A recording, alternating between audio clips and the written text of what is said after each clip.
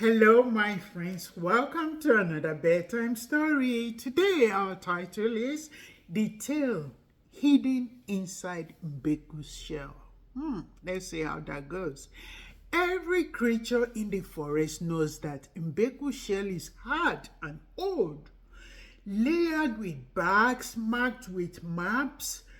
But what they do not know is this: a shell is not only armor, it is memory. Each crack holds a whisper. Each ring holds a story. Long ago, before Mbeku learned his first trick, before he laughed at his first feast, before his anything, his shell was hollow. Yes, empty, like a drum. And in that hollow space swept something older than him. Something sleeping in his shell. Older than even the first tortoise who crawled from the clay. A forgotten tale. One that chose Mbeku at bed, coiling inside his shell like smoke, the old spirit whispered.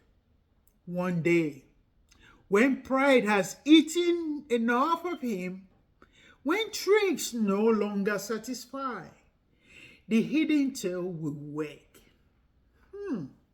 And Mbeku would not be the teller, but the tale itself. How one night,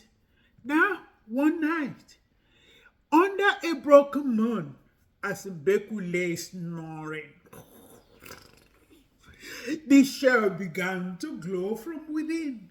Lines of fires rise across its plates, forming a strange symbol he had never seen. And then a voice from inside him spoke. That's scary, you know. Mbeku, you have told the world many stories, but who will tell yours? Shall I? Mbeku trembled, for the voice was his own, yet not his. Older, deeper, carrying the weight of every ancestor. Show me, he whispered. The shell cracked open, not breaking, but unfolding like a door. And Mbeku saw visions. A tortoise before time who stole the first flame. A tortoise who tricked death itself, trading one shadow for another. A tortoise who carried the first riddle into the world, the riddle still unanswered. And he saw himself not as Mbeku the trickster, but as the latest marks won by a story older than fire. The voice said, "You thought you were the master of stories, but you are only the shell. The tale wears you." When the glow faded, Mbeku sat in silence for the first time in his life. Even Chuku noticed, for the tortoise did not boast, did not scheme, but only listened to the night.